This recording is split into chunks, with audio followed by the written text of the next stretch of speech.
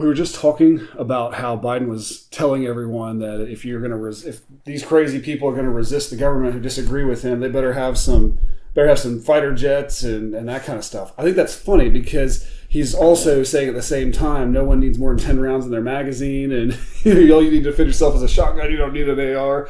It's talking out of two sides of the mouth, and I think it shows exactly where the intentions are. Yeah, absolutely. It's part of that's an attempt to demoralize. So when you say things like that, you take out any notion, any idea of your opposition thinking that they can succeed. So first of all, you're demoralizing them, and it's a psychological thing. But then, practically speaking, at the same time, they're actively working to disarm the citizenry. So we have ATF showing up at people's houses right now. We've got videos of this, and they're coming in, they're checking because a guy bought multiple firearms on one application. And so they're there just to make sure he's not making straw man purchases. That is no not warrant, evidence. No anything That else. is not evidence. Yeah. And then we've got ATF also showing up now, looking for parts that were legally obtained, but because these parts could be made into something else, Mr. Guns and Gear, he's a great one to check out. He did the real in-depth video on this thing.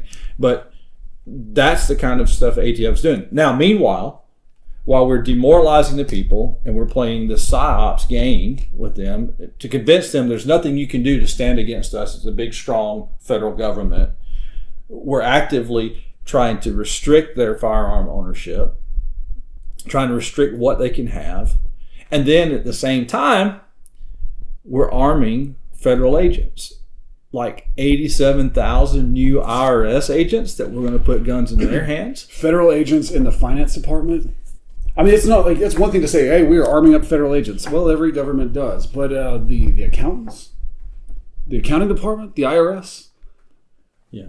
I think there's a clear attempt right now by this federal government to try to save face, try to shore up their base, try to protect themselves because they see it slipping away. They understand that there's a segment of the American population that truly is waking up right now, which is what the political pastor is all about. Mm. We're waking people up to this stuff. We want them to understand what's going on and prepare themselves. And so, especially as men, we've got to be figuring out what is it that we're supposed to be doing, finding like-minded people, getting together, right? Training together, studying together, praying together, physically doing things together, and then preparing for our households and our families because we're truly engaged in a battle and they're coming after us. I mean, we've got everything going against us right now. Yeah. You realize that, right? You're a white Christian male. So right. Did I say enough there? Right. No, that is all it takes to put me on the bottom of the barrel of everything. Like, I should receive every negative, every opposite of preference you can possibly apply to anything. And they will continue to try to not only disarm us, demoralize us, restrict our faith, but then they'll even try to keep us from gathering, just like we saw happening in the pandemic. Absolute worst thing we can do in their minds is that we would gather, that we would have these kind of discussions, that we would even say this out loud. Yeah. And so I'm seeing this floating around a lot lately about a division in the country. And I would say, who's even saying that, really? Where is this coming from? But even recently, I've noticed some very conservative commentators, some conservative folks out there on YouTube.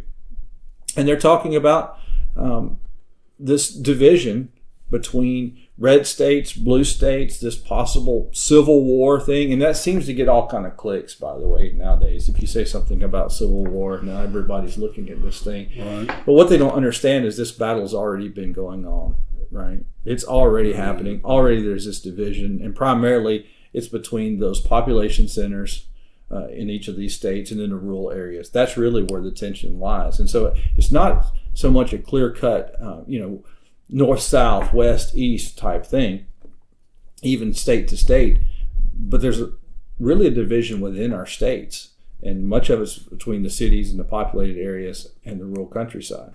It's shocking when I find that I talk to someone who's from like rural New York and realize we have like everything in common. Yeah. Everything in common. Yeah. And so what happens to them, right? What happens when you divide? But no one's talking that except those paranoid folks who are trying to ensure their power right now, and they're afraid that it's slipping away because there are people who are truly woke. They're waking up to this stuff that's going on, and they're not going to sit by and take it anymore. Yeah. Thank you for watching or listening to The Political Pastor. If you want to upset hateful anti-Christian forces, like, thumbs up, subscribe, and share this with as many as you can. They really hate that. Visit our website, thepoliticalpastor.com, and say hello to us there. We respond to comments and letters on our private website where big tech can't censor it. Again, thank you.